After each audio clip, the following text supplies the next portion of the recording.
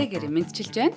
Шинжлэх ухааны гайхамшиг нэвтрүүлэг эхэллээ. За өнөөдрийн сэдэв бол мах бодийн онол гэдэг сэдвээр хасаа маань ярина. За студид компьютерийн шинжлэх ухаанч хас чулуу хөтлөгч Чурна хоёр ажиллаж байна. За нэвтрүүлгийн хамтран ажиллагчаар үрждэг сар хариултаа хадгалын худалдаа хөгжлийн банк, харилцаа холбоо мэдээллийн технологийн цогц үйлчилгээ Sky Media маань ажиллаж байна. За нэвтрүүлэг NTV-гээр мөн Од Мөндөр радио 107 болон 83.3 гэсэн хост долгионоор та бүхэндээ хүрч байна. За өдрийн мэнд төргий хасаа.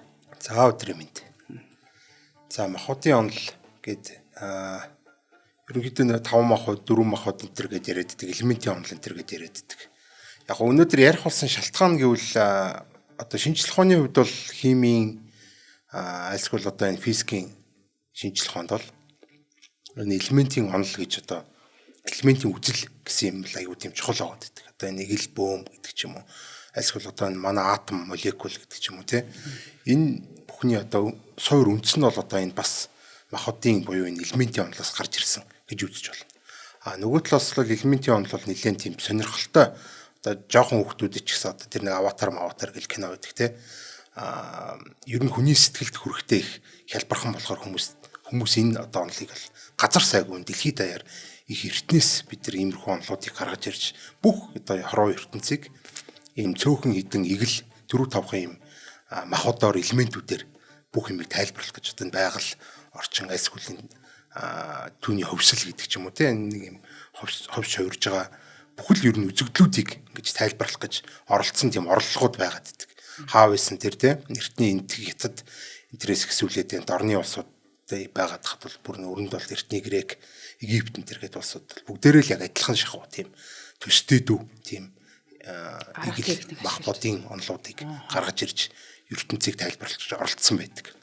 Тэгэхээр энэ дотор бол сонирхолтой чимнүүд байна, хачин чимнүүд байна. Тэгээд энэ юу яагаад ингэж ийм яриад идэв гэсэн. Дээрээс нь яагаад ингэ яриха шинжлэх ухаанд яагаад энийг тэгээ хүлэн зөвшөөрөөгүй юм гэдэг одоо талаар бас ингэ сонирхолтой юмнууд байгаад байна л та. Энэ талаар ярина. За ямар ч сан он цагийнхаа дараалал гэх юм бол энтхийс эхлэе гэж бодож байна. Яг уу бас маргаантай л багтай хятад дуу энтхүү гэл. Тэгээ бүр энтх нь бол 1500 оноос манай эрт нэмэх шүү. 1500 оноос бол бас ингэж гарч ирсэн энэ төр гэсэн юунууд олцсон юм шиг байгаа. Тэрийг нь бол сайн мэдэхгүй. Гэтэ бол ер нь 1500-аас манай эрт нэмэх 1500-аас 500 оны үед ингэж хамаардаг болох нь нэлийн эртнийх бас тэр нэг юм юуны эртний ведийн судар модер гэдэг байгаа бас тийм. Иймэрхүү зүйлүүд нь ингэж панча татва буюу нэг юм одоо панча махапута гэдэг. Махапута хэрэг би айгуу гайхаад байгаа махпод гэдэг байгаа үг нь өөрөө одоо ямар гаралтай гэн би сайн мэдэхгүй л юм л. Гэхдээ энэ тхих бол тэр панча махапута гэдэг. Махапута гэхэр нь одоо махпод гэдэг юм шиг санагдаад байгаа байхгүй юу? Тийм ойролцоо сонсогдсон шүү. Тэгэхээр энэ махбод гэдэг үг чинь ер нь энэ махапута гэдэг үгнээс ороод ирсэн юм шиг гэдэг бас хартал төрж ирсэн. Тэгээ панча гэдэг нь 5 гэсэн үг, махапута гэдэг нь бол одоо их махбод энэ төр гэсэн утгатай. Тиймэрхүү юм байна л. За тэгээ энтгчүүд болохоор энэ ертөнцийг үзэх үзлийг бол энэ ерөөсөө энэ үзлээрээ энэ 5 махбод гэдэг үзлээрээ тайлбарлах гэж бүх юма тайлбарлах гэж оролдог. Ерөөсөө л энэ ертөнцийг үзэх үзлийнх нь тулгын чулуу болчихсон юм зүйл. За тэгээд энтхийн одоо энд одоо жишээлбэл те соёл урлаг, ёс уламжлал, гүн ухаан, шашин шүтлэг гэдэг. Одоо ерөөсөө л бүхэл юм ийм те. Одоо очиод үзэх юм бол бүхэл юмд энэ 5 махбод ингэ байждаг. Бүх зүйлийг энүүрээ тайлбарлах гэж оролддог. Одоо баг нэг юу болцсон шахуу гэд хит ингээд энэ тал руу ингээд туйлширсан тий. Одоо шин тим юм хүлээж авах та сөхөө байхгүй тэдэрт бол тий. Одоо энэ л 5 махбод л байх хэвээр. Ягаад гэвэл энэ чинь тий эртний тэр ведийн сударт нь бичсэн байгаа болохоор гэдэг утгаар ч юм уу тий. Одоо ингээд эндээ гүн итгэл үнэмшилтэй. Тэгээд тэр нь бол одоо ингээд бүхэл юмд нь шингэсэн байж. За энэ 5 махбодд нь бол юу орсон байдаг вэ? Тэр газар ус гал агаар огторгуу гэдэг юм 5 махбод орсон. За газар нь бол тэр ер нь доктортой дууштай төсөр төвчээртэй тэр дээрээс нь одоо тэр хатуу төлөвийг бас ингэж хэлдэг гэж байдаг. Ус бол уян хатан элдэг нинжин өрөвч байдлыг бас дээрээс нь шингэн төлөвийг бэлэгчээдэг. Гал бол халуун, хувирал, оюун ухаан, хүслийн хүч энэ гэдэг юмыг бэлэгчээдэг. Тэгээ бүгдээрээ л юм гоё бэлэгдлүүдтэй. За агаар бол хөдөлгөөн, хөнгөн байдал, тэлт тэгээ энэ амьсгалах гэл одоо тэр нэг энтхийн шашнууд ч юм бол ийм бясалгал энэ төргээд айгүй их юм байгаа гэдэг шүү дээ. Ингээд агаараар ингээм амьсгалж байгаа энэ зүйл бол ингээм амьдралыг одоо амьд байхыг хөдөлгөхийг бэлэгжээдэг. Тэгээд огторгуу байна. За окторгуул ерөөсө зах хязгааргүй оргуу хоосон гэдэг юм бэлэгж яадаг. Тэгээ дээрээс нь чин шудраг үнж байдлыг бол бэлэгдэв юм байна одоо энэ энтгчүүдийн үзэж байгаагаар бол. Тэгээ бүхнийг дотроо агуулгач гэдэг утгаараа ерөөсөө энэ орчлон ертөнцийн хамгийн үндсэн суурь элемент нь бол нөгөө нэг дөрвөн элементүүдийнхаа элементүүд бүгдийг өөртөө агуулж идэг. Ийм үндсэн элемент маяг одоо нэг фундаментал элемент маягийн те иймэрхүү зүйл байх шиг байна. За энэ Ведийн сударт болохоор ерөөсөө энэ 5 махбод бол ертөнцийг үрдүүлдэг. Бүх амьдралыг одоо амьдралуудын хоорондын холбоог бэлэгддэг. Бүх амьд амьтад бол ийм одоо энэ 5 махбодын холбоогоор ингэж хоорондоо холбогдоод хамаг ертөнц гэж оршин байдаг. Орчлон ертөнц дээр байгаа бүх зүйлийн 5 махбодоос л бүтнэ гэж ингэж тэмдэглэсэн байт юм байна. За одоо хинду шишинд бол Кришнагийн 5 дүр гэж байт юм байна л. Тэднийг тавуулангийн одоо энэ 5 махбодтойгоо холбоод ингэж тайлбарсан байдаг. За ангаах ухаан одоо жишээл аюрвед йог гэл одоо бидний мэдэн штэ тий. Тэр аюрведийн сударт нь за тэр йогд нь болохоор ерөөсөө энэ 5 махбодын тэнцвэрт байдал баланс дээр одоо бидний эрүүл саруул одоо энэ бие махбод сэтгэл зүй сэтгэл санаа бол яг эдний яг зөв баланс дээр ингэж тогтжээдгөө гэж ингэж үздэг. Тэгэхээр одоо ингээл имжлийг одоо бие махбодын имжлийг гэх юм бол эсвэл оюун санааг имжлийг гэх юм бол ерөөсөө энэ 5 махбодынх нь одоо энэ тэнцвэр нь алдагдсан байх юм бол одоо өвчин зовлон гэдэг ч юм уу те одоо тэнцвэр нь сайн барьж явах юм бол энэ бол эрүүл байна гэж одоо үздэг тийм одоо үзэл байгаа тийм. За 5 мэдрэхүйтэй бас холбосон байдгийг өөрөм үздэг. 5 бид нар чинь 5 мэдрэхүйтэй. Тэр 5 мэдрэхүй болгоныг 5 махбодтойгоо холбогдсон.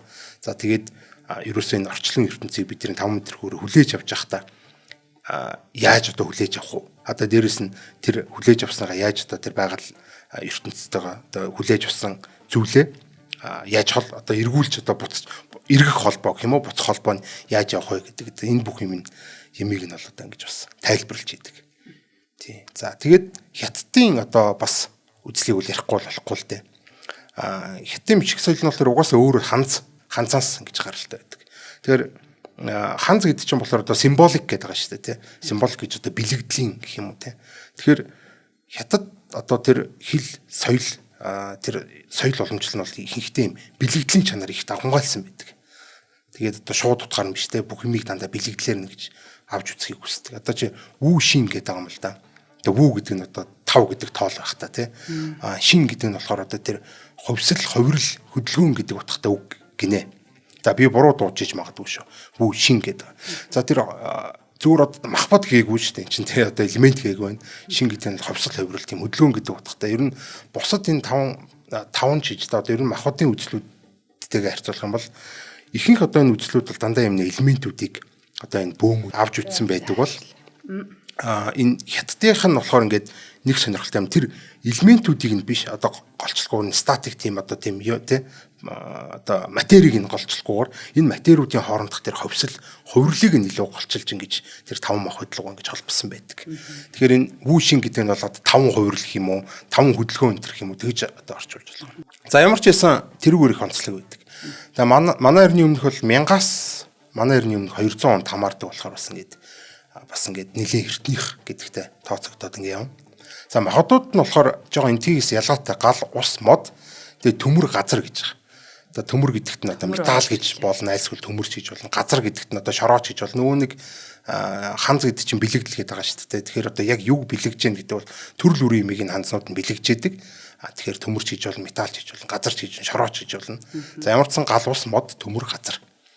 Ийм 5 махбодоор бол бүх зүйлийг тайлбарлах гэж бас оролцдог. Тэгээ дээрэс нь нэмэгддэг нь болохоор энэ арга билгийн ухаан гэж нэг юм орж ирдэг.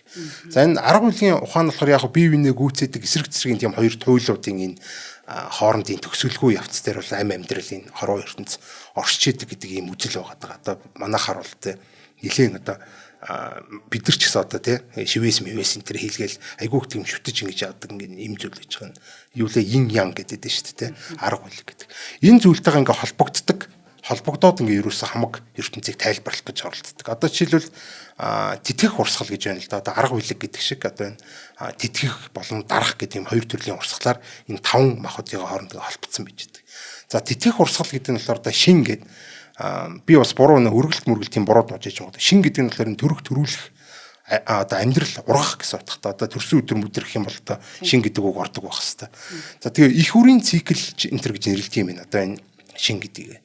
Тэгээ төгсгөлгүй урсах одоо энэ харилцан хамаарлыг бэлэгддэг. За жишээлбэл мод бол галыг тэтгэнэ. Гал бол газар шорог үүсгэнэ. Одоо үнс лава энэ төр гэдэг юм уу те. Газар шороонд бол металл уусрна. Металл усыг цуглуулна. Одоо би бол энийг конденсац гэж ойлгосон. Одоо ус бол модыг ургуулна гэдэг. Одоо энэ бол төрөх цикл. Одоо ингээл энэ чинь ингээд нөө циклтэй ингээд эргээ яваад байна гэсэн.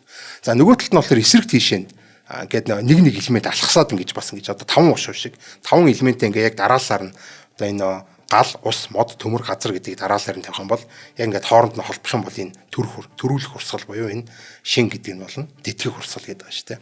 А яг нэг алхасаад энэ 5 ушуу шиг болгоод орчих юм бол энэ дарах урсгал буюу К гэдэг. Яг дарах, дийлэх, хэрэгшээх, одоо хориглох, хязгаарлах гэдэг утгатай тийм үг юм байлээ. Өвөө ачийн цикл энэ гэж хэлдэг. Нөгөө нэг тэтгэх урсгалыг их үрийн цикл гэсэн шүү дээ. Дандаа юм тэтгдэг, хайрладаг, инэрдэг урсгал байгаа бол энэ өвөө ачийн цикл гэдэг нь болохоор тэнцвэр дэг журмыг бэлэгддэг. Одоо тийм ингээд дарж идэг, одоо ингээд тэнцвэржүүлж идэг. Нэхийг ахтар тэтгэл ингээд урамшуулаад дэвшлүүлэх гэдэг ахгүй. Хой чинаана байранда орой гэд ингээд байж идэг. Иймэрхүү төрлийн урсгал байгаа. За одоо жишээл мод бол газар шороог тэнцвэржүүлдэг. Газар усыг болохоор хашдаг. Одоо тэр голын хэрэг ба шүү дээ. Ус галыг бол дарж унтраадаг. Энэ бол ойлгомжтой байна. Гал металлыг хайлуулдаг. Металл модыг цавчдаг гэдэг чинь одоо сүх мөхөл байх шиг байна тий. За нэг иймэрхүү цикл байгаа. Одоо нөгөө нэг 5-ын 5 ушуу шиг гэж зурх юм бол. За ямар ч гэсэн л энэ одоо юуг бэлгэж байгаа гэхээр юу ч үнэмлэхгүй биш. Одоо нэг нь одоо хамаагүй бусдаасаа илүү бүгдийг дарангуйлж идэг биш. Бүгд бие биенийхээ ингэж дарах, бүгд бие биенийхээ ингэж одоо тэтгэх ийм одоо тэнцвэрээр бүх юм оршиж байгаа. Ямар нэг үнэмлэхүү гэдэг зүйл энд байхгүй. Яг л бид нар хурууддаг шүү дээ тий.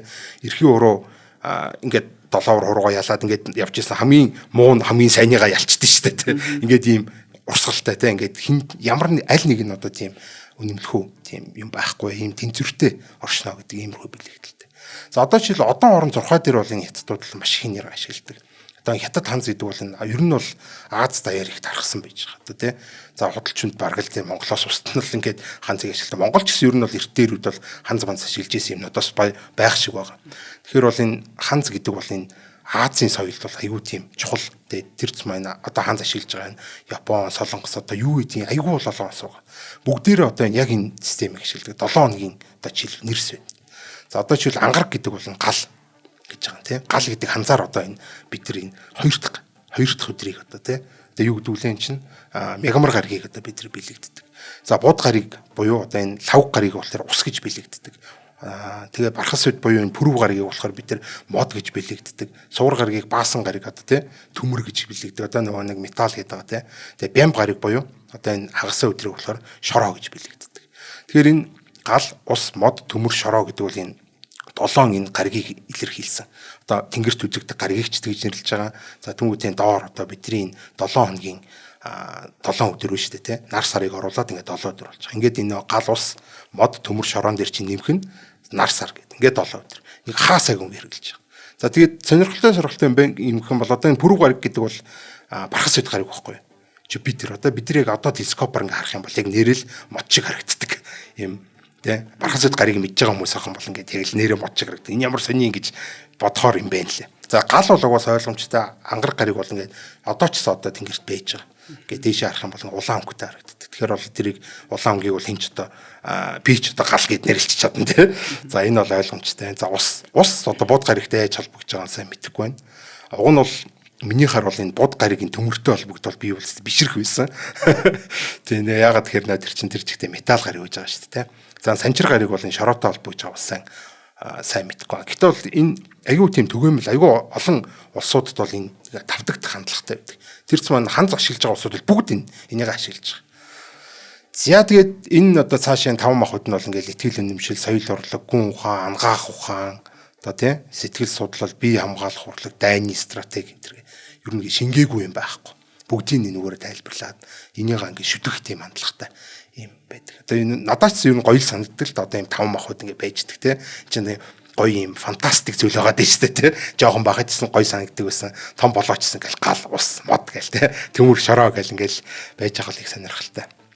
За хэдүүлээ нэг жохон байж байгаад нь монголчууд ер нь энэ талаар юу гэж үздэг байсныг яриад тэгээд грекийн одоо ер нь өрнийн тийшээ явъя. Ер нь аватар кино ер нь санаанд ороод сууж илаа. За нэвтрүүлгийн маань хамтран ажиллагчаар харилцаа холбоо мэдээллийн технологийн цогц үйлчилгээ Sky Media компани маань хамтран ажиллаж байгаа. Тэгэхээр high speed интернетийн хувьсал за та 50% хөнгөлөлтөй үнээр буюу 20,000 төгрөгөөр өндөр хурдны 100 мегабайтын хурдтай high bundle үйлчилгээний шинэ хэрэглэгч болоод 3 сарын турш энэ Холливуудын бүх шинэ киног 100% үн төлбөргүй хязгааргүй үзэх юм боломжтой. За мөн high speed high bundle үйлчилгээний шинэ хэрэглэгчдээс Dyson брэндийн шал цэвэрлэгчтэй тоос сорогч болон агаар цэвэршүүлэгч гэх хос бэлгийн 3 эзнийг тодруулах юм байна.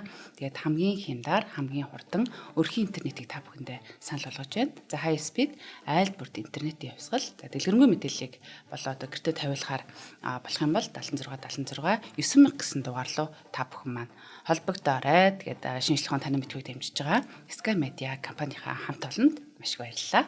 За баярлалаа. За баярлалаа. Одоо сонсогчд маань бас бодож л байгаа. Нөгөө монголчууд маань хийн дээр суусан гал дээр окторгуй дээр суусан гээл те саяын одоо энэ 5 махбодын лим явж илэн тэгээд бас дор бүрнээ бодож байгаа хаа. За энэ Монгол бол яг энэ яг бичиг соёлын дурсгалын төр үлдээдгүү гэдгээр бол тиймэрхүү юм нэг байхгүй. Гэхдээ бол яг ам дэмжсэн одоо тэрц маань бөөнрийн ам дэмжсэн. Яг бөөнөр ч айгуу тийм хэцүү шттэ ингээд бүгд өөр юм яриад идэг. Яг энэ нь яг жинхэнэ ингээд хэлчихэд амар хэцүү болохоор ингээд яг авах гэхийн ухаанаар л ингэж хандахгүй болохгүй. Тэгээ нэг бөөнрийн одоо амаар дамжиж ирсэн иймэрхүү зүйлүүд. За дээрэс нь энэ энтхээс энэ төвдөр дамжиж орж ирсэн энэ үзлүүд бас айгүй төгөөмөл байдаг. За одоо энэ жишээлбэл ингэж байгаа бол одоо буддын шашин энтрээр бол ингээд орж ирсэн зүйлүүд энэ төр байж байгаа. За одоо жишээл нь уламжлалт хангаа авах хүнд бол хий шар бадган гэдэг хэрдэг. Энэ грек дээр бас ярихад бол энэ бас зүйл орж ирнэ. Энэ хий шар бадган гэж одоо яг юу яриад байгаа юм гэдгийг би айгүй гайхдаг байсан. Гэсэн чинь их сонирхолтой юм байлээ л дээ.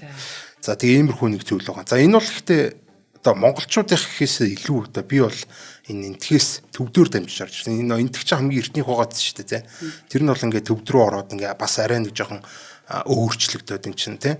Үзэл сурталын альсгуулнуудын арга ухааны хувьд одоо энэ ангаах ухааны хувьд ч гэсэн одоо ингэж өөр болоод хөгжүүлэгдээд өөрөө өөртөө өөрөмшүүлж аваад за тэгээд тэр нь болохоор эргэж одоо энэ Монгол руу орж ирэхдээ одоо энэ буддын шашнаар ингэж орж ирж байгаа гэж би ойлгож байгаа.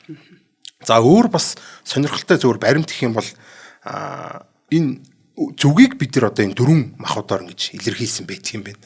За өмнө зүгийг бол ингэж улаан өнгөөр гал гэж одоо ингэж юу яасан байдаг бэлэгдсэн байдаг. Өрн зүгийг цагаан буюу газар гэж бэлэгдсэн. Дорн зүгийг хөх буюу агаар гэж бэлэгдсэн. Хойд зүгийг хар буюу ус гэж бэлэгдсэн гэж байдаг. За тэгээд надад болохоор энэ хар нь устай, улаан гал малтай гэхээр одоо ерөнхийдөө бас ингэж те хөх нь агаартай магаартай гэдгээр бас ингэ болж л байна л та. За монголчууд ингэж сэтгэж магадгүй хаа. Гэхдээ энэ бас хаанаас орж ирсэн? Одоо төвдөөс орж ирсэн болгоно тавл баймаар яа. Таван зүг байлтай нь шүү дээ. Ямар ч гэсэн зүгийг аваачаад тийм зүгийг аваач чинь ингэж юутай ингэж холбоно махбодтой холбосон нэлэх өрөмөц надад санагдсан. За дээрэс нь бас нэг би нэг бөөгийн амнаас сонсч ирсэн. Ингэж юу яадаг гэл энэ тэр 5 махбод монголчууд энэ окторгуу оруулж ирсэн гэдэг нэг юм ярьж ирсэн. Тэг хамгийн сонирхолтой нь гал гэдэг бол оюун ухааныг бэлэгддэг энэ төр гэдээ ярьж ирсэн. Тэгсэн чинь нэрээ юуних болохоор энэ энтхийг болохоор тэгж байгаа. Бас гал бол оюун ухааныг бэлэгддэг. Тэгэхээр одоо яах нэг газар дээр нь ус хасгараал тэгэл мод ургаал. Тэгээ тэр мод нь ингээд ань мэдрэлийг бэлэгдэнгүүт тэр модон дээр ингээ гал асч гарлаа одоо тэр оюун ухааныг бэлэгддэг болдог энэ төр гэдэг нь бас сонирхолтой. Тийм зүй тогтолтой байсан. За энэ грек руу ороход бол тэр одоо бас нэг шар бадганы тухай бас яригдана нэг жоохон байж байгаа. Харин хүмүүс маань хий шар бадгана гэж юу юм бэ л гэдэг. Тийм. Хий шар бадгана гэж одоо би ч гэсэн мэдэхгүй л дээ. Гэхдээ энэ дэр нэг би яг өмнө нь тэгээд зүгээр нэг сонсцсон байжсэн чинь гинт энэ грекийн бүр хаавс өрний юмнаас энэ гараад ирэхийг гайхсан. Одоо за ингэ жоохон байж байгаа ярих бах. Энэ ямар ч сан грекийн махбодын онол бол энэ Эмпедоклс гэдэг одоо гүн ухаанч байж байгаа. Манай эртний 450 онд энэ эртний грект газар, ус, агаар, гал гэсэн ийм дөрвөн махбодуудыг ерөөсөө үндэс одоо энэ үндсүүд гэж нэрлэсэн. Үндсүүд roots гэж нэрлэсэн үндсүүд. За энэ үндсүүд болохоор төрөл бүрийн хэмжээтэй одоо ерөөсөө бүх бодисыг энэ дөрвөн үндсүүдийн хэд ямар хувьтай вэ гэдэгтэй. За галт хэдөө, ус хэдөө, агаарт хэдөө гэ бүх үтсийг ингэж тайлбарлаж олно гэдэг ийм үзэл гаргаж ирсэн. За тэгээд дээрэс нь хоёр ийм энэ дөрвөн бодисуудыг хооронд ингэж удиржээдэг хоёр хүч гаргаж ирсэн. Тэр хүч нь бол одоо хайр буюу татах хүч, тэмцэл буюу түлхэх хүч гэдэг ийм хоёр одоо нэг татах түлхэх хүч л байгаа шүү дээ. За эндээс болохоор миний ч гэжтэй энэ их онцлмоор байгаа зүйл нь бол тэр хүчийг оруулж ирж байгаа. Одоо энэ махбодууд ингээд нэг элементүүд байж байгаа тэдний хооронд ч ингээд хүчнүүд ингээд тэдрийг ингэж өдөртж яадаг гэдэг те. Одоо тэр нэг хятадын болохоор ингээд хувирлуудыг ингэж 5 махбод дээр илэрхийлээдсэн шүү дээ те. 5 одоо хувирлаар илэрхийлээдсэн шиг. Гэтэ бол энд бол 4 махбод дээрээс нэмэх нь одоо ийм хоёр хүчийг одоо нэг хятадын нөө хайрлах энергит итгэх нөө устгах гэдэг шиг иймэрхүү түлхэх болон татах ийм хоёр хүчнүүд өдөржээдэг гэсэн нь бол ийм хүчнүүдийг оруулж ирсэн гэж одоо айгүйх тийж юу яадаг. Онцлогддог иймэрхүү зүйл байгаа. Онцгой байгаад байна шүү дээ тийм. Бараг л нэг физикийн хувьд бол физикчний шинжлэх ухаанчдын хувьд л хамгийн анх бол энэ элементүүд хоорондын хүчээр ингэ зохицуулагдана гэдэг энэ санааг оруулж ирсэн гэдгээр аюу тийм өрөмөц байгаад байгаа юм л да. За тэгээ ямар ч байсан физикийг тэгээ философиг ер нь тайлбарлаж оролцсон. Манай өмчөнд бол философч юм чинь. Философч чинь бол анх ер нь л одоо миний итгэл өмчлөлөөр бол за итгэл өмчлөж гэдэг явах. Философч энэ байгалийн ухааныг бол өмчилсөн болсоод байхгүй юу? Хамгийн анх ер нь бол байгалийн ухааныг одоо энэ ер нь л одоо бараг л энэ математик, геометри, физик гэдэг юм чинь гаргаад ирсэн хүмүүс гэж би бодож байгаа. За тэгэхээр энэ хүмүүс бол ямар ч байсан физик одоо байгалийн шинжлэх ухаан болон энэ философийн тайлбар одоо гүн ухааны тайлбарыг одоо хийх гэж оролддог байсан. За энэ Эмпидоклийн энэ дөрвөн элементэрээ энэ философи болон физикийг тайлбарлах гэж ингэж оролцсон байдаг. За энэ үжил бол цаашаа хөгжөө явсан. За жишээл Платон болохоор тэрний дараа одоо Эмпидоклийн санааг олон гэж өвлж аваад за тэнгуүдээ дээрэс нь нефир гэдэг шинэ махбод юмсан. Ингээд 5 болж шít те. Одоо 4 нөө дорнод чинь нэг баахан 5 л байгаад шít. Энтхэнч 5, хятадч 5 байгаадсан. За энэ Платон болохоор Эмпидоклийн 4 махбод дээр энэ эфир гэдэг боёо одоо огторгуул гэсэн бараг л үг болж байна л та те. Энэ огторгуу гэдэг энэ юуг нэмээд махбодыг нэмээд тэгээ одоо ингээд 5 махбодтой болж байна. За дээрэс нь Платоны хийсэн нэг сонирхолтой юм болохоор энэ элементүүдийн геометрийн дүрстэй холбосон байдаг. Платоны дүрснүүд гэдэг айгуу тийм алдартай дүрснүүд байдаг. Одоо тетраэдр, куб, октаэдр гэдэг ийм айгуу тийм гоёмсог дүрснүүд байгаа гэдэг. За энэ дүрснүүдийг болохоор энэ 5 махбодтой. Жишээлбэл тетраэдр буюу дөрвөн талт нь бол гал, куб буюу одоо энэ шоо бол газар, октаэдр буюу 8 талт нь агаар, икосаэдр гэдэг буюу 20 талт ийм дүрс нь бол ус. Тэн дидокаэдр гэдэг 12 талт нь болохоор эфир гэж ийм 5 дүрстэй холбосон. За энэ цаашаа голц айгүй хол явсан шүү дээ. Одоо жишээлбэл хэмбэтийн Кеплер ч юм болохоор ингээд манай гаригуудын хүртлийн дүрсэн дотрыг багтаагаад ингээд ийм мистериум космолог юу лээ нэг тийм гаргаж ирж ирсэн.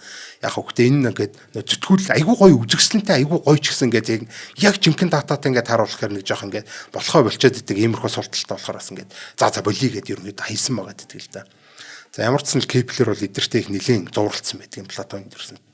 За энэ цаашаагаа явахдаа бол Аристотелийн энэ махбодын онолоор ороод тест бүүм болсон. Ерөөсө тэр үеийн грекийн одоо энэ эртний грек одоо тийм энэ үзлийн хүн ардын нийт одоо итгэл өмчлөлийн суурь үндэс нь болсон. За энэ Эмпидоклийн онолыг болохоор уг нь бол өргөжүүлж хөгжүүлсэн гэхдээ Платоны онолыг шимжлэхдээ махбодыг ч юм бол дүрсүүдээр биш. Энд чинь одоо шин чанараар тодорхойлох хэрэгтэй. Юм дүрс мөрс яриад байгаа гэдэг нь Платоныг бол их шимжилсэн байдаг. Гэхдээ бол энэ Эмпидоклийн онолыг цааш нь хөгжүүлэхдээ мань Платоноос бол ингээд нөгөө 5 дахь махбодыг нь авч үлдсэн байгаа. Тэр эфир гэдэг чиг айтайх гэдэг нь бусд нь бол энэ чирэггүй байна гэж хайцсан. За тэгээд за ямар ч сан дээрэс нь нэмсэн зүйл нь болохоор хүүтэн халуун хуурай нойтон гэдэг юм хоёр хэмжээстэй юм юу гаргаж ирсэн одоо хэмжээс гаргаж ирсэн. За тэр хэмжээс дотор ингэж ангилж байгаа юм л да. Гал болохоор халуун тэгээ хуурай.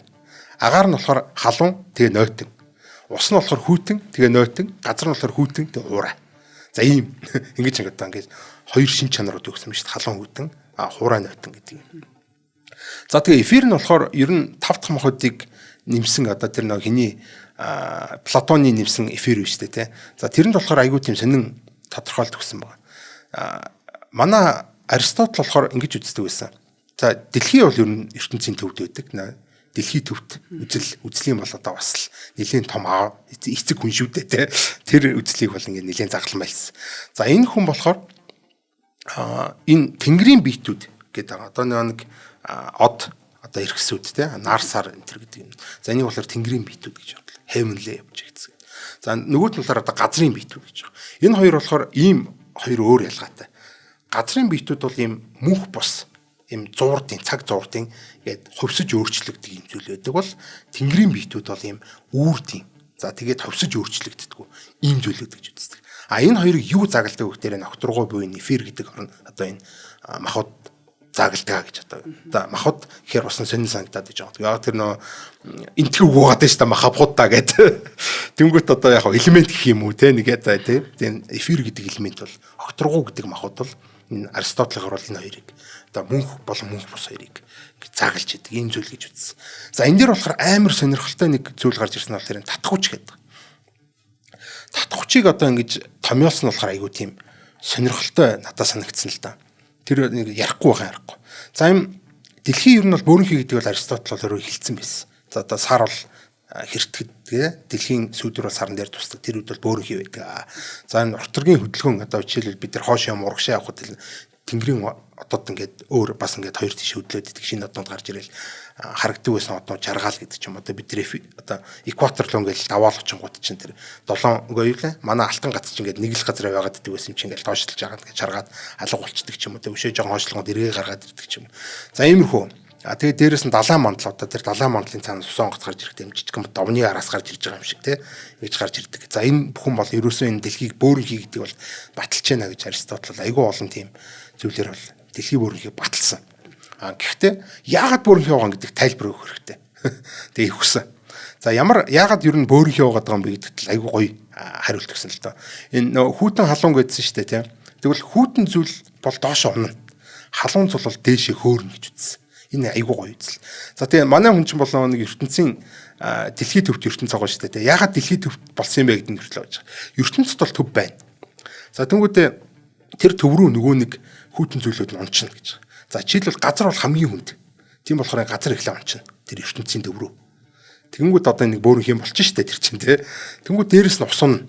Усангууд одоо тэр дээдлэлд одоо ингээ устаа болчихно. За тэгээ дээрэс нь агаар унна. Одоо тэр чинь илүү хөнгөн л болоод байна шүү дээ тий. За тэгээ гал унна. За ингээгүй яг ингээ дэлхий байж байгаа байхгүй юу? Дэлхийн бүтэц байх шүү тий. Тэгээ ерөөсөө эндээс чинь болохоор нэгт за яагаад дэлхий бөөрөнх юм байгаа. За тэгээ яагаад энэ татхуучны баг анхны санаа гарч ирж шүү дээ тий. За тэгээд яагаад энэ юу ертөнцийн төв дэлхий байж байгаа тэр гэдэг.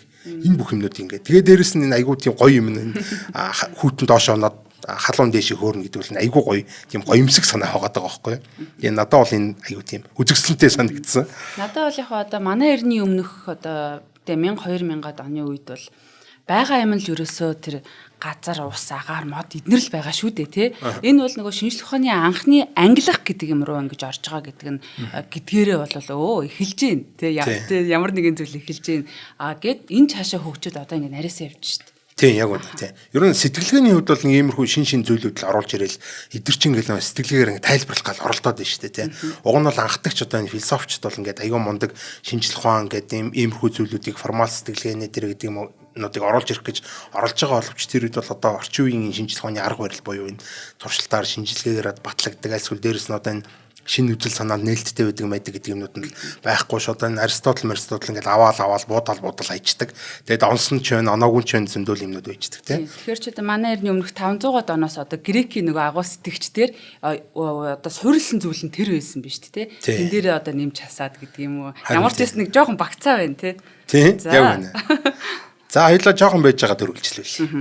За хоёулаа нэвтрүүлгийн хамтран ажиллаж танилцуулъя. Тэгэхээр Худалдаа хөгжлийн банк манай од мөндөртөө хамтран ажиллаж байгаа. Тэгэхээр хариултаа хадгалын хэлбэр хуримтлал гэдэг энэ гоё урамшууллыг зарлаад байсныг бол манай од мөндрийн үзэг сонсогчд бол сайн мэдж байгаа хаа. Тэгэхээр яг одоо үрждэг сар хариултаа хадгалъя гэсэн ийм урамшууллыг зарлаад байгаа. За энэ 3 дугаар сарын 12-ноос 4 дугаар сарын 12-ны хүртэл энэ хариултаа хадгалъя үйлчлэгээр олсон 25,000 төгрөгийг 2 дахин үржүүлээ 50,000 төгрөг болох ийм урамшууллыг зарлж байгаамаа. Тэгэхээр одоо биднийг одоо мөнгө хадгалаач гэд зүгээр яварах биш те таны мөнгөийг ч үржүүлээд өгье гэсэн ийм санааг өгж байгаа. Тэгэхээр хэрхэн одоо энэ үйлчлэгийг авах вэ гэхээр дэлгэцэн дээр орж байгаа QR кодыг уншуулад Худалдаа хөгжлийн банкны онлайн аппликейшнийг татаж аваад та бүхэн маань одоо хаана байгаа газраасаа шууд энэ үйлчлэгийг идэвхжүүлэх боломжтой.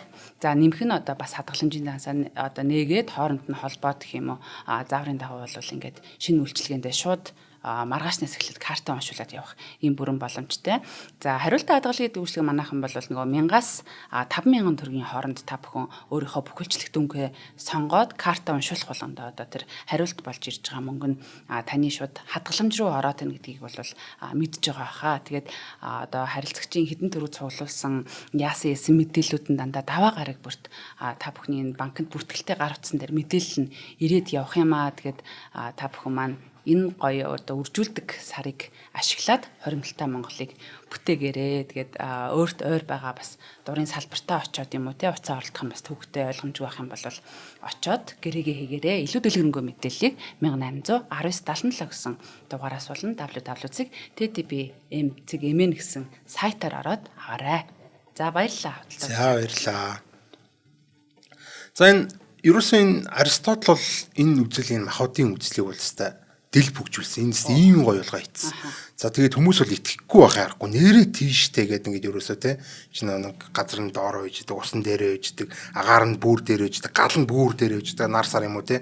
За тэгээд нөө окторгон ингээд үйждэг. За тэгээд нөө тэнгэрийн объектууд үйждэг. Тэр чинь бүр ингээд айгүй шинжлэх ухаанч те амар мундаг юм байгаа байхгүй. Энэ чинь бол айгүй олон жил ингэж одоо өрний тэр нийгмийн үжил санааг ингэж удирдсан одоо те итгэл үнэмшилт нэгээс лав суурьсан юм зүйл байхгүй. За энэ бол цаашаа ерөөсө тэр чигтээ хүмүүсийн итгэл үнэмшил бас одоо нийтээр хүлээн зөвшөөрсөн гэдэг шүү дээ, тэ. Бүгд бол энийг бол нэг тийм айхтар гайхгүй. Тэгээд угаасаа л тийм штэ гэдэг ингэж боддог болсон юм л зүйл байсан. За тэгээд бүр ингээ Хиппократ гэдэг одоо ерөөсөө энэ ангаах ухаан орж ирж байгаа юм л да энэ. Бас ингээл нөгөө энэ 5 махууд дээр ингээд тайлбарлалт оролцсон. Гэтэ бол энэ дөрвийг нь ашигласан байгаа. За хүний бид нөө дөрвөн шингэн гэж байдаг. Гэт одоо энэ Хиппократ орж ирж байгаа. За Хиппократын ангаах ухаан одоо нөгөө энтхийн айлсгал одоо тэр хятадын уламжлалт ангаах ухаан одоо энэ Монголд байж байгаа тэр буддийн уламжлалт ангаах ухаан энэ гэдэг шиг энэ Хиппократын бас ангаах ухаан одоо энэ өрнийн тэ ангаах ухаан байгаа даа шүү дээ. За энэ дээр болохоор хүний биед дөрвөн шингэн гэж байдаг гэж үзэж байгаа. За тэр дөрвөн шингэнийг болохоор одоо тэ шар цэс гэж байгаа. Шар цэс буюу шар гэдэг.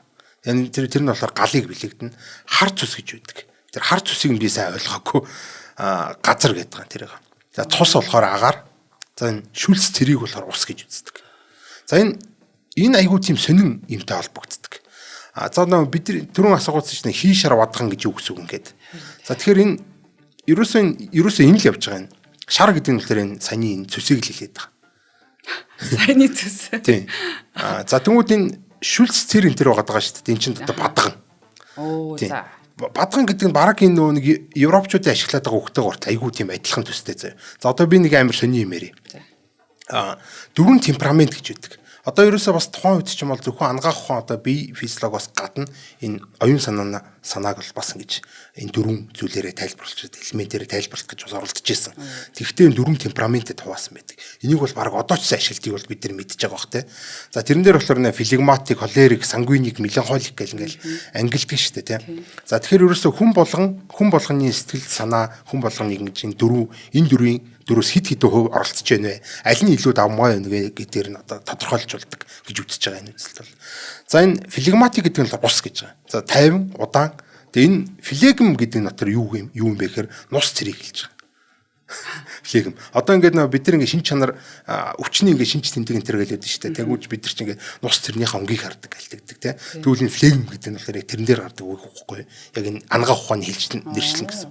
Тэгвэл чинь ангаах ухааны нэршлэн биш үү? Бадхан гэдэг үг мөглөөр надаа юм энтэй авир тиймсэн ойрлцоо сонсогдоод байгаа байхгүй тийм. Флегм бадхан гэдэг хаа чинь шиг за арайч өөр л байна. Гэтэ энэ ингээд ямар ч тэгж холбогдсон юм билээ цаагаар. За нэг флегм гэдэг нь болохоор ингэж ус тэгээ нус цэр тэгээ дээрэс нь энд флегматик буюу 50 удаан хүнийг. За холерик гэдэг нь болохоор гал буюу энэ шар цус гэдэг байна. Шар хий шар бадганы чинь нэг шар нь явж штэ тий. За нааштай танхаа хүнийг бол ингэж үздэг. Гал элементийн хүн гэж холерик. За сангвиник гэдэг нь болохоор агаар төрлийн буюу энэ цус давмгайлсан. Одоо тэр хөдөлгөөнтэй хөгжилтэй тийм хүмүүсийг бол бид нар сангвиник хүмүүс гэдэг. Меланхолик гэдэг юм газар гэж байгаа. Уйдгартай, аимхай тэр хар цус давмгайлсан гэдэг ийм хүмүүс. Тэгэхээр энэ хий шар бадган гэдэг зүйл бол ерөөсөө энэ Европын энэ юутай энэ одоо тийм саяны энэ дөрвөн шингэн гэдэг юмтай л холбоотой авчиж байна л да. айгуу тийм хачин сонирхолтой тийм тохиолдол юм уу юу юм мэдгүй ямар ч байсан л ингэж тодорхойлдог. Тэгээд тэгвэл одоо чинь нус цэр гэсэн ангилд би орсон бол одоо тиймэрхүү юм давмгаалах юм биш үсттэй. Нус цэр шүү. Мэдгүй одоо тэрийг нь удаа сайн мэдгүй байна. Би ч одоо энэ чиглэлээр бас судалгаа нэг сайн хийж үзег болохоор тэг ингээл уншаал ингээд ойлгосон юмнууд нэг юмрхүү тэгээд давхцаж ахаар ямар сони ингээд манайхан л одоо хийш арвадах ингээ яриад дим а гэсэн чинь тийм энэ их эртнээс өрнийхэн бас ингээ хийш арвадах гэж ярьж байсан байх тийм гайхалтай. За тэгээд ерөөсөө энэ Платоны дөрсөө докторгон дөрс мөрс ингээ холбоол ингээ ерөөсөө өрнийхэн ч явж гисэн. За тэгээд өрнийхэн ч гэсэн дорныхэн ч гэсэн ингээ сайхан махуудын онол руугаа бүх юмаа чих гээл үзээл те. Гоо зүйтэй хүн ойлгоход хялбархан дээрээс нь чинь жоохон хөвгтэй хот бол бүр ингээд сонирхолтой санагддаг байсан гэдэг үүднээс бол ингээд хүн болгоны сэтгэл санаанд болон гэдэг ерөөсөө те бат суурьшсан юм байсан. За тэгээд ерөөсөө эндээ бол тийм шин зүйл бол хүлээж авах ямар ч тийм сөхөөгүй те ийм гайхалтай зүйл. Мэдээж зарим зүйлийг айгүй гой тайлбарлаж байна. Одоо жишээл нь Аристотелийн энэ дэлхийг тайлбарлаж байна гэдэг ч юм уу те. Эсвэл энэ тайлбарлаж чаддаг юмнууд бол айгүй сайн тайлбарлаад байгаа. Гэхдээ тайлбарлаж чадахгүй юмнууд айгүй их гараад ирсэн. Одоо энэ орчин үеийн одоо шинжлэх ухаан маягийн юм хөгжөөд эхэлж байгаа. Тэр тухай үед шүү дээ те. Тэнгүүд ингээ тайлбарлаж чадахгүй юмнууд гарч ирэхээр тэрийг бол хүлээж авдаггүй. Тиймэрхүү бас энэ үзлийн нэг сул тал нь тиймэрхүү байгаа. Хитрхи юм туйлширсан бүх зүйлийг энэ зүйлээр л тайлбарлана гэдэг юм одоо тий хандлагатай. За энэ болохоор махбодын онлын одоо өөрийнх нь бол нэлээд том сул тал болчихж байгаа. За энэ ямар ч байсан бодисын хувирал одоо ер нь бүрэн тайлбарлагдах боломжгүй болоод ирэнгүүт ч одоо махбодын онл чинь юу вэ гэдэг хүмүүс бол гараад ирнэ гэсэн үг шүү дээ тий.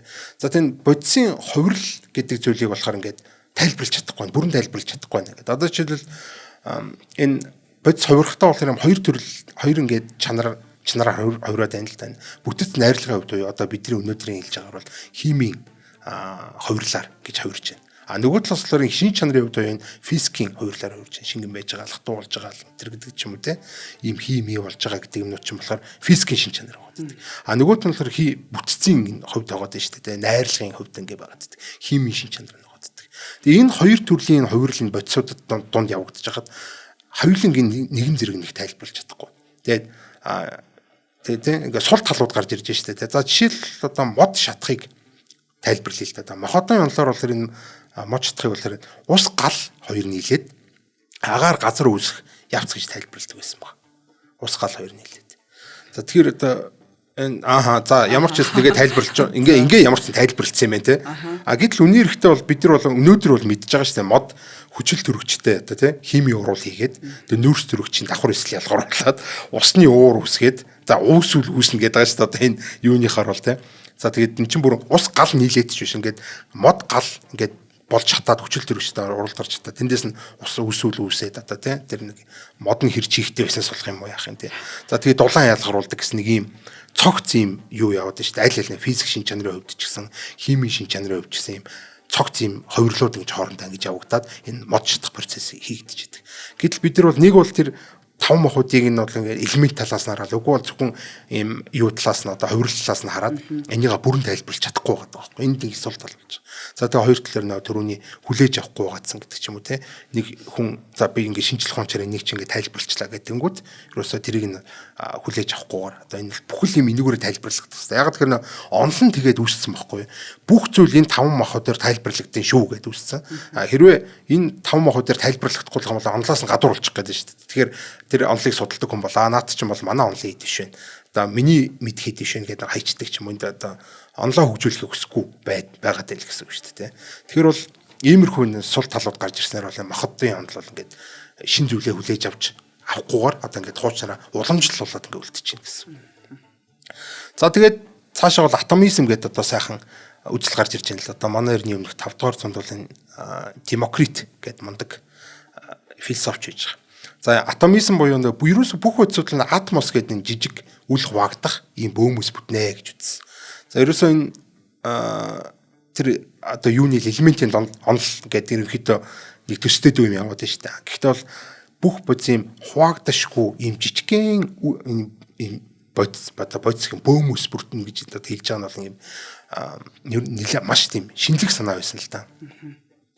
За тэг ямар ч сан бусад бүх одоо тэр нэг өмнө ярьжсэн философчд одоо тэр нэг мундаг эрдэмтэн хүмүүсийн те бууддаг шиг ингээ ерөнхийдөө буудсан. Гэхдээ бол Аз улс нь Из улс нь мэдгүй ямар ч сан онсон нилээсээ онсон энэ зүйл бол өөрөө бол ямар нэгэн тийм баталгаа бол хэлээгүй. Энд чинь ийм болохоор би ингэж үзэж байгаа гэдэг юм бол хэлээгүй. Гэхдээ тэр 100 философч буудахад нэг нь одоо бас онох байлгүй те. Тийм болохоор одоо демократийн одоо энэ үсийг бол атомын одоо үзэл санааны үндэслэгч гэж одоо үздэг. Тийм. Ер нь Аристотель маань ч гэсэн ер нь буудаал яваад байгаа шүү дээ. За тэгээд ямар ч энэ онол нь болохоор цаашаа явж байгаа 19-р зууны үед болохоор энэ Английн нэг багш байгаа Джон Далтон гэдэг. За энэ хүн болохоор ер нь ийм хийнүүдийн химийн оруулыг ингэж харж хагаад нэлийн ажилт хийсэн баг. За тэгээд тэр ажилтнуудын үндсэн дээр нэг ийм зарчмуудыг тодорхойлсон. За энэ хид хідэн зарчмуудыг тодорхойлсон байна л да. За агуудаа тий ийм ажиглал дээр тулгуурлаад тий юу гаргаж ирээд нь штэ. Туршилт тий туршилт дээр тулгуурласан ийм ажиглалтын одоо тий үр дүн танилцуулж байна. За энэ дээр болохоор ийм хид хідэн үндсэн зарчмууд бол энэ байна гэдгийг бол зарласан. Бүх бодис жижиг атомудаас бүрдэнэ гэсэн. За нөгөөд нь болохоор нэг элементэд хамаарах атомууд ижил шин чанар, ижил масстай. Одоо энэ атомууд одоо нэг элементэд хамаардаг тэр атомууд нь бол ижил шин чанартай, дээрээс нь ижил масстай гэж үзсэн. Тэгэхээр одоо нэг уралд орсон химиг нэгнүүдэл ингээл химжээл те массаас энэ хүртэл ингээл химжээл явсан байх нь шүү дээ те. За өөр элементүүдийн атомууд хоорондоо өөр шин чанар өөр масстай. Одоо яг саний эсрэг нь явж шүү дээ те. Ижилхэн элементүүд бол ижилхэн элементийн атомууд бол яг хоорондоо яг адилхан байдаг байна. Жингийн хувьд ч гэсэн шин чанарын хувьд адилхан байдаг бол өөр элементүүдийг л өөр байдаг. Нэг нь хүнд, нэг нь хөнгөн, нэг нь одоо арай өөр байдаг тийм шин чанарын хувьд болохоор. За энэ бол үнэхээр гайхалтай. За тэгээд атомууд болохоор химийн урвалын явцад хуваагдахгүй, шинээр үүсэхгүй, устж алгуулахгүй зөвхөн хоорондоо сэлгэгдэнэ гэж үзсэн. За тэгэхээр одоо ямар нэгэн хоёр бодис ингээд урвалд оруулангууд химийн урвалын үр дүнд ч тийм энэ ерөөсө цоо шинээр өөр бодис гарч ирэхгүй. Тийм. Сэлгэгдэж, шилжиж ингэж өөрчлөгдөж ингээд зүгээр ингээд байр юунууд нь одоо салуул нийлүүл нийлнэ л гэсэн үг тийм. За тэгэхээр ийм сэлгэгдэн л гэсэн үг. Шинээр гинт нэг бодис суугдал айсгал нэг үс гинт алга болж болоод ингэхгүй масс нь гинт багасаад ч юм уу тиймэрхүү юм болохгүй гэж ингэж үзсэн. За нийлмэл бодисууд нь гэдэг нь одоо нийлмэл бодис гэдэг чинь хоёр өөр төрлийн атомос одоо бодвол молекул юм шиг байна. Маш бага бүхэл тоонуудын харьцаагаар үүснэ гэж.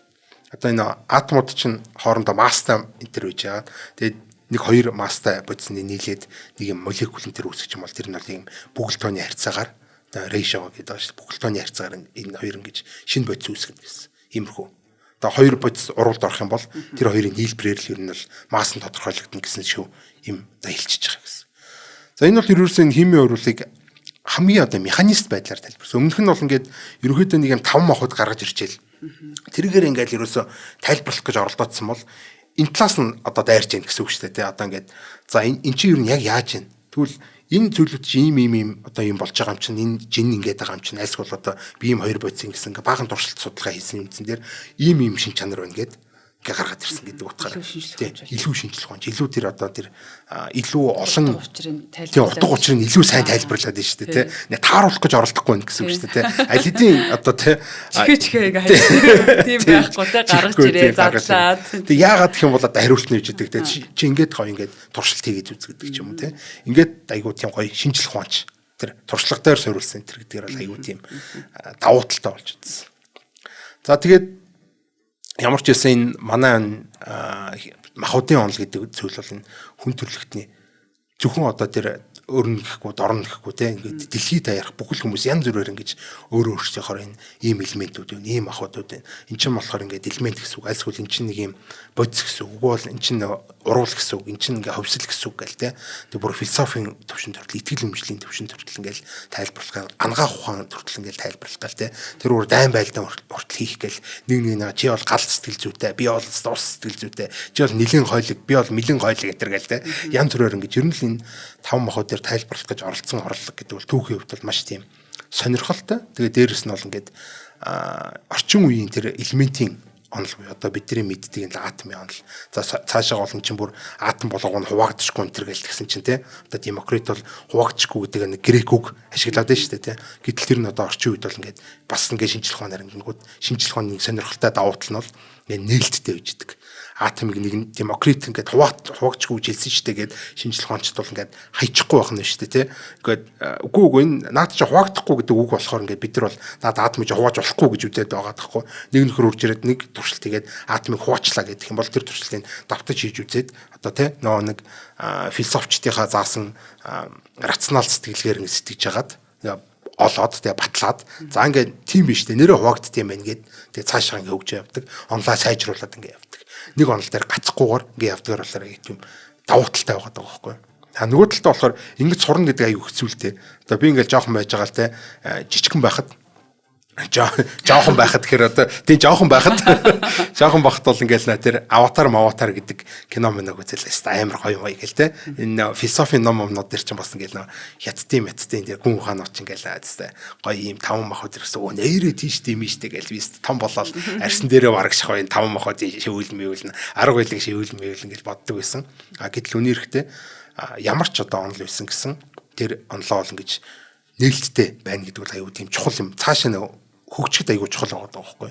Тэгэхгүй болохоор одоо ингээд нөө энэ цоошин энэ шинжлэх ухааны арга ажиглалтууд ийм үжил санаа нь гарч ирчээд хахад нийт ард иргэдэн нийт масс нь одоо тийм итгэл үнэмшлийн ийм ягшсан ийм статик байгаад хахаар тэр чинь ингээд нөө түгж чадахгүй альсгол одоо эсэргүүцэгдээд баг ингээд нухчинд харагдаад ингээд үлдэхээр аюултай байгаа байхгүй тий. Тэгэхээр бол энэ талаас бол надаа энэ хит ингэж одоо яг нь урлаг соёл талаас бол мэдээж арга билэг гэдэг нь үнэхээр гайхалтай гоё зүйл байгаа дээ шүү дээ тий. Хөвгөлтийн кино ядаж болж байгаа юм гоё байгаа тий. Тий. А дээрэс нь өшөө хүний итгэл үнэмшил гэдэг бас юм байна. Одоо тэр ангаахын шинжлэх ухаанд бол айгүй гоё ингэ баталсан байждаг. Итгэл үнэмшил гэдэг бол айгүй чухал тий. Өөрөө та бол итгээд ингээд үнэмшиж авах юм бол энэ зүйл бол өөрт чинь ингээ эргээр нөлөөлдгөө гэдгийг бол энэ ангаах ухааны шинжлэх ухаанд бас баталсан байгаа даа. Тийм болохоор энэ хүний итгэл үнэмшил рүү бас хамаагүй тайрах бол айгуу тийм босромог зүйл болчиход байна шүү дээ тийм болохоор энэ таван махуудыг бол үгүй гэж хэлээгүй. Гэхдээ энэ таван махуудаар яг орчин үеийн шинжлэх ухааны одоо ололтыг бол ингэж тайлбарлахад айгуу тийм учир дутагдaltaй байгаад байгаа болохоор энэ зүйл бол цаашаага хөгжөөд шинжлэх ухаан ингээ болоо явсан ийм нэг түүх байгаа тийм.